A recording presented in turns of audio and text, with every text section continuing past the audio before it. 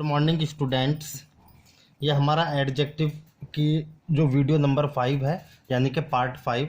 इससे पहले हमने 4 वीडियो एडजेक्टिव के ऊपर अपलोड की हैं, पार्ट फर्स्ट, सेकंड, थर्ड और फोर्थ। ये हमारा वीडियो नंबर 5 है, यानी कि पार्ट नंबर 5। ठीक है, हमारा एडजेक्टिव चल रहा था, उसी एडजेक्टिव के टॉपिक को हम आगे बढ़ाएंगे। पार्ट 4 में हमने आपसे कुछ कंप्लीटेड डिग्री के बारे में डिस्कस किया था।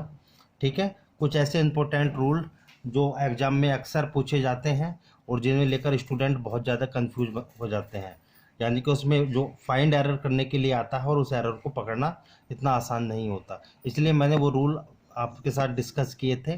ठीक है, अब हम आगे की वीडियो आगे की वीडियो डिस्कस करेंगे आपके साथ। ठीक है, वीडियो में अब हमारा टॉपिक एडजेक्टिव ही चल रहा है। देखिए स्टूडेंट्स, मैंने नेक्स्ट रूल की तरफ आप चलेंगे। मैंने नेक्स्ट रूल में आपके लिए लिखा है, देखो किसी भी एडजेक्टिव में यदि हम एल वाई को जोड़ दें, बड़े ध्यान से समझते रहें आप, यदि किसी भी एडजेक्टिव में हम एल वाई को जोड़ दें तो वो वर्ड एडवर्ब बन जाता है। और यदि किसी नाउन में हम एल वाई को ऐड कर दें तो जो नाउन प्लस एल वाई का कॉन्सेप्ट है, ये एडजेक्टिव का काम करता है। तो यानी कि पूरी पार्ट्स ऑफ स्पीच की अगर हम बात करें, 8 प्रकार की जो पार्ट्स ऑफ स्पीच होती है, पूरी पार्ट्स ऑफ स्पीच में एल वाई लगा हुआ वर्ड केवल 2 ही काम करता है, या तो वो कोई एडवर्ब बनता है या फिर कोई एडजेक्टिव बनता है, हमेशा याद रखना। अब देखिए आगे कैसे काम करते हैं, बड़े ध्यान से समझो। मैंने लिखा है एडजेक्टिव प्लस एल वाई किसका काम करता है, एडवर्ब का। यानी कि आप किसी भी एडजेक्टिव में यदि एल वाई को ऐड करते हैं तो वो वर्ड एडवर्ब बन जाता है। देखो वाइज अपने आप में एक एडजेक्टिव है, मैंने एल वाई को ऐड किया, वाइजली, ये एडवर्ब बन गया। केयरफुली अपने आप में एक एडजेक्टिव है, मैंने इसे एडवर्ब बनाने के लिए इसमें एल वाई जोड़ दिया, केयरफुली। ब्यूटीफुल में अगर ब्यूटीफुल अपने आप में एक एडजेक्टिव होता है, एल वाई जैसे ही ऐड हुआ ब्यूटीफुली, ये अपने आप में एक एडवर्ब बन गया। फेथफुल अपने आप में एक एडजेक्टिव होता है, एल वाई ऐड करके फेथफुली अपने आप में एक एडवर्ब बन जाता है। स्लो एक एडजेक्टिव है, स्लोली अपने आप में एक एडवर्ब है। लाउड अपने आप में एक एडजेक्टिव है, लेकिन लाउडली जैसे ही आपने एल वाई को जोड़ा, ये अपने आप में एक एडवर्ब बन जाता है। ठीक है, आगे इसी प्रकार से आपने नाउन पढ़ी थी। अगर हम किसी नाउन में एल वाई को जोड़ देते हैं, ठीक है, अगर हम किसी नाउन में एल वाई को जोड़ देते हैं तो वो वर्ड हमेशा एडजेक्टिव बनता है, हमेशा याद रखो। आपको पता है जैसे सिस्टर है, मदर है, फादर है, ये सब नाउन होते हैं। जैसे फादर, फादर में आपने एल वाई जोड़ा, फादरली यानी कि पिता की तरह, ये वर्ड क्या बन गया, अपने आप में एडजेक्टिव। मदर में आपने एल वाई को जोड़ा, मदरली यानी कि माता की तरह, ये एडजेक्टिव बन गया। सिस्टर अपने आप में एक नाउन है, सिस्टरली अपने आप में एक एडजेक्टिव हो गया। लव अपने आप में एक नाउन है और लवली अपने आप में एक एडवर्ब हो गया, सॉरी एडजेक्टिव हो गया। होम अपने आप में एक नाउन है और जैसे ही आपने इसमें एल वाई जोड़ा, होमली यानी कि घर की तरह, ये अपने आप में क्या बन गया, एक एडजेक्टिव बन गया। गॉड अपने आप में एक नाउन होता है और जैसे ही इस गॉड में आपने एल वाई को जोड़ा, इसे एडजेक्टिव बनाने के लिए आपने गॉडली किया और गॉडली अपने आप में एक एडजेक्टिव बन गया। इस प्रकार से ध्यान रखना कि यदि हम किसी भी एडजेक्टिव में एल वाई को जोड़कर लिखते हैं, एडजेक्टिव प्लस एल वाई, तो वो शब्द हमेशा एडवर्ब का काम करता है, यानी कि एडवर्ब हो जाता है। और यदि किसी नाउन में आप एल वाई को जोड़ते हैं तो वो नाउन जो होता है वो हमेशा एल वाई जोड़ने के बाद एडजेक्टिव बन जाता है। ठीक है, जैसे मदर, मदरली यानी कि माता की तरह। सिस्टर, सिस्टरली यानी कि सिस्टर की तरह, ये क्या बन गए, अपने आप एडजेक्टिव का काम कर रहे हैं और यह वर्ड अपने आप में नाउन है। बात क्लियर हुई। एल वाई जोड़ने से केवल word noun plus L Y adjective का काम करेगा और adjective plus L Y adverb का काम करता है। चलिए देखिए एग्जाम में आपको किस प्रकार से कंफ्यूज किया जाएगा, बड़े ध्यान से समझें। किस प्रकार से आपको सेंटेंस दिया जाता है एग्जाम में। देखो एक एग्जाम्पल मैंने आपके सामने लिखा है, ही सा ए लविंगली साइट इन दार्जिलिंग। अब देखो सेंटेंस में कहीं ना कहीं तो मिस्टेक है, क्या गलती है, अब इस सेंटेंस को बड़े ध्यान से देखो। साइट अपने आप में एक नाउन है, ये वर्ड अपने आप में स्टूडेंट एक नाउन है और नाउन को क्वालिफाई करने का काम आपको पता है किसका है, केवल एक एडजेक्टिव का। एडवर्ब नाउन और प्रोनाउन को छोड़कर बाकी पूरी पार्ट्स ऑफ स्पीच को क्वालिफाई करता है, लेकिन एडजेक्टिव के पास 2 डिपार्टमेंट होते हैं, एक नाउन और एक प्रोनाउन। एडजेक्टिव केवल नाउन और प्रोनाउन को ही क्वालिफाई करने का काम करता है। देखो नाउन से पहले अगर कोई पार्ट्स ऑफ स्पीच में कोई शब्द आ सकता है तो वो केवल एक एडजेक्टिव आ सकता है, याद रखना। नाउन से पहले जब भी आएगा एक एडजेक्टिव आएगा, एक एडवर्ब कभी नहीं आ सकता। देखो इसकी एलवाई को अगर हमने हटाया, लविंग अपने आप में क्या है, एक एडजेक्टिव है, LOVING, लविंग, प्यारा, यानी कि एक एडजेक्टिव है। लेकिन जैसे इस लविंग में मैंने एलवाई को जोड़ा, वो क्या बन गया, आपका एक एडवर्ब बन गया। ये वर्ड अपने आप में एक एडवर्ब है। बात समझ में आई? इसीलिए ये सेंटेंस अपने आप में गलत हो गया, क्योंकि नाउन से पहले हमेशा एडजेक्टिव का प्रयोग होगा, नाउन से पहले एडवर्ब का प्रयोग नहीं होता। बात समझ में आई? इस सेंटेंस को सही कैसे किया जाएगा, देखिए बड़े ध्यान से। ही सा ए लवली साइट इन दार्जिलिंग, ये सेंटेंस मैंने लिखकर राइट का निशान लगा दिया, सेंटेंस आपका सही है, क्योंकि साइट अपने आप में एक नाउन हो गया। नाउन से पहले ये लव अपने आप में क्या है, एक नाउन है, और इसमें जैसे ही मैंने एलवाई जोड़ा ये अपने आप में एक एडजेक्टिव बन गया। तो ये वर्ड अपने आप में एक एडजेक्टिव है, हमेशा याद रखना, ठीक है। लव, देखो ऊपर मैंने लिखा है, ये देखो लव अपने आप में एक नाउन, लव में मैंने एलवाई जोड़ा लवली, तो ये एडजेक्टिव बन गया, ठीक है। यानी कि नाउन से पहले हमेशा एडजेक्टिव का यूज होता है, नाउन से पहले कभी भी एडवर्ब का यूज नहीं होता, इसलिए ऊपर वाला सेंटेंस गलत है और नीचे वाला सेंटेंस आपका ये सही है। चलिए आगे चलते हैं नेक्स्ट रूल की तरफ स्टूडेंट्स। अभी आपने पढ़ा तो एलवाई लगा हुआ वर्ड या तो एडजेक्टिव का काम करता है या एडवर्ब का। किसी एडजेक्टिव में अगर आप एलवाई को ऐड करते हैं तो वो एडवर्ब बन जाता है, और किसी नाउन में यदि आप एलवाई को ऐड करते हैं तो वो एडवर्ब का काम करता है। नेक्स्ट रूल की तरफ चलिए। देखिए एडवर्ब का काम क्या होता है, एडवर्ब का काम होता है किसी वर्ब को क्वालिफाई करना। एक वर्ब को एडवर्ब क्वालिफाई करता है, एक एडजेक्टिव क्वालिफाई नहीं करता। लेकिन अब आपके सामने एक नेक्स्ट रूल लिखा हुआ है, इसे ध्यान से पढ़ें। देखिए कुछ वर्ब्स के साथ एडजेक्टिव का यूज होता है, कुछ ऐसी वर्ब होती हैं जिनके साथ केवल एडजेक्टिव का यूज होता है, एडवर्ब का नहीं, हमेशा याद रखना। ये कुछ ही इंपॉर्टेंट वर्ड है जो आपको थोड़ा लर्न रखना, याद रखना। ये देखो appear, make, become, smell, sound, taste, turn, keep, look और रिमेन, ये वो वर्ब हैं जिनके बाद हमेशा एडजेक्टिव का यूज होता है, एडवर्ब का प्रयोग आप नहीं करते, याद रखना, ठीक है। अब देखिए कैसे एग्जाम में आपको कंफ्यूज किया जाएगा, बड़े ध्यान से देखें।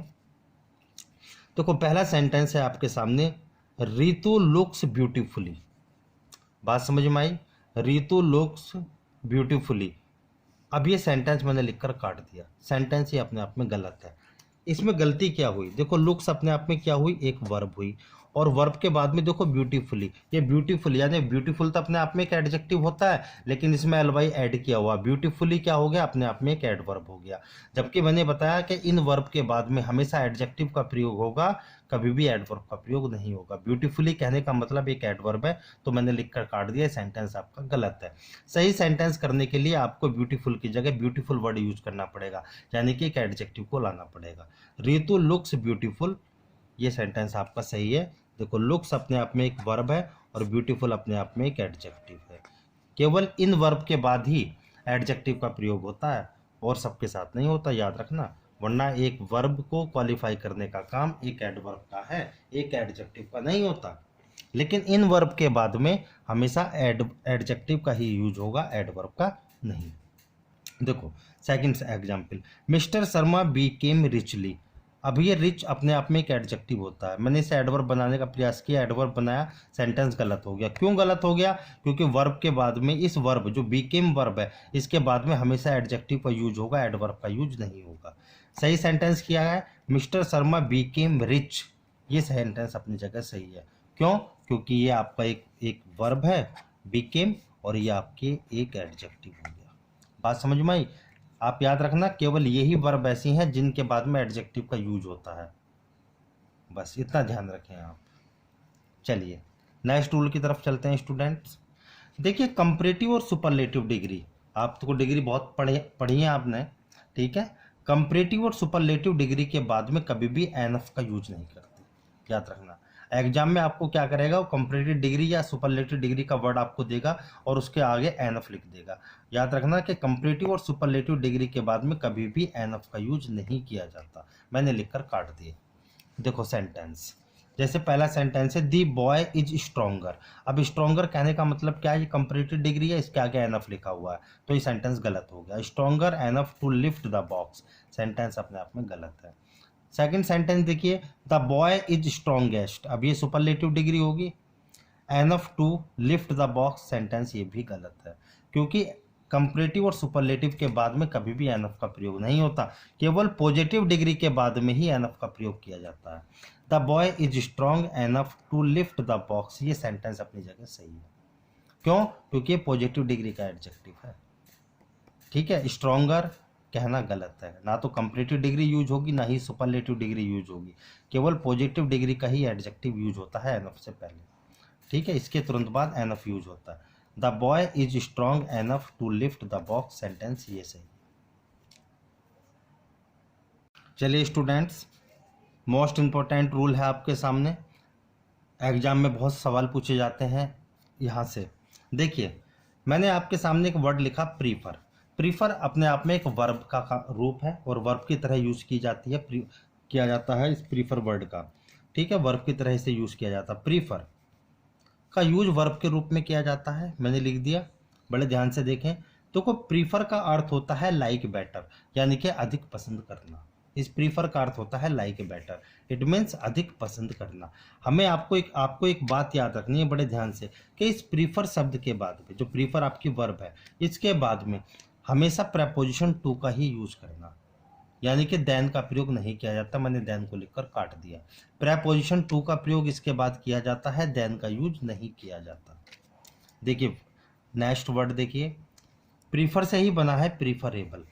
प्रीफर अपने आप में एक वर्ब होती है और प्रीफरेबल अपने आप में एक एडजेक्टिव होता है। प्रीफरेबल एक एडजेक्टिव होता है, याद रखना। प्रीफरेबल का यूज, यानी प्रीफरेबल का यूज एक एडजेक्टिव के रूप में किया जाता है।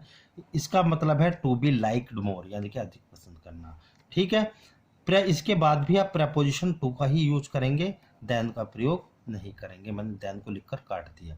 तो आपके सामने एक बात क्या आई कि प्रीफर और प्रीफरेबल, दो, प्रीफर एक वर्ब की तरह वर्ब है जो एक वर्ब की तरह यूज किया जाता है, और प्रीफरेबल अपने आप में एक एडजेक्टिव है जो एडजेक्टिव की तरह यूज किया जाता है। इन दोनों शब्दों के बाद में हमेशा प्रेपोजिशन टू का ही यूज होता है, कभी भी देन का प्रयोग आप नहीं करते, हमेशा याद रखना। नोट डाल के मैंने नीचे लिखा है, देखो, प्रीफरेबल से पहले आप कंपैरेटिव डिग्री बनाने के लिए मोर और सुपरलेटिव डिग्री बनाने के लिए मोस्ट का भी यूज नहीं करते, यानी कि इससे मोर या मोस्ट लगा के आप कंपैरेटिव या सुपरलेटिव डिग्री नहीं बनाते, क्योंकि प्रीफरेबल जो ये एक एडजेक्टिव है, इसका प्रयोग हमेशा कंपैरेटिव डिग्री के रूप में ही किया जाता है, लेकिन इससे पहले कभी भी मोर या मोस्ट का प्रयोग नहीं किया जाता।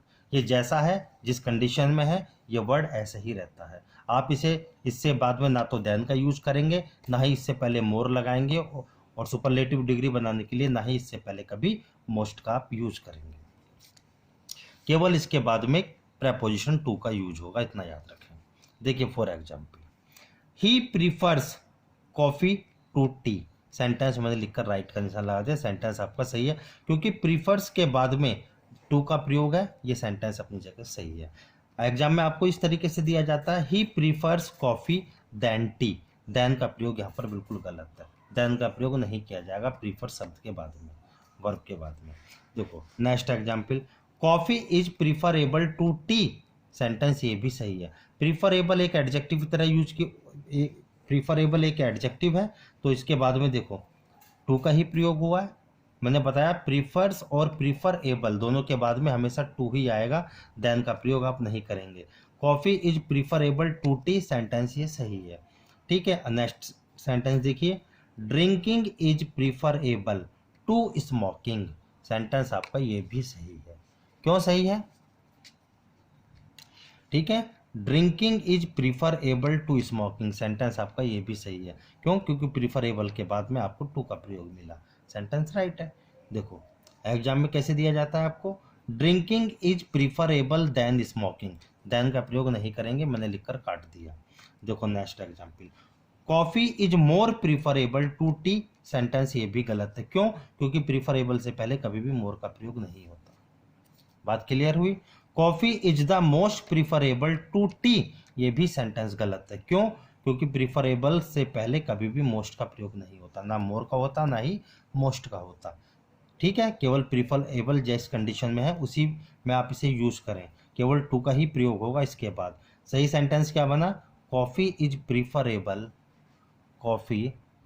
Coffee is preferable to tea. ये सेंटेंस अपनी जगह सही है। ठीक है, तो आपको एक बात याद रखनी है स्टूडेंट्स कि प्रीफर्स यानी कि प्रीफर और प्रीफरेबल के बाद में आप प्रेपोजिशन टू का प्रयोग करेंगे। ठीक है, देन का प्रयोग आप नहीं करेंगे। प्रीफरेबल से पहले आप मोर या मोस्ट का प्रयोग भी नहीं करेंगे, केवल प्रेपोजिशन टू का प्रयोग होगा। ठीक है स्टूडेंट्स, ठीक है, थैंक यू स्टूडेंट्स। अपने नोट्स बनाते रहें, ठीक है।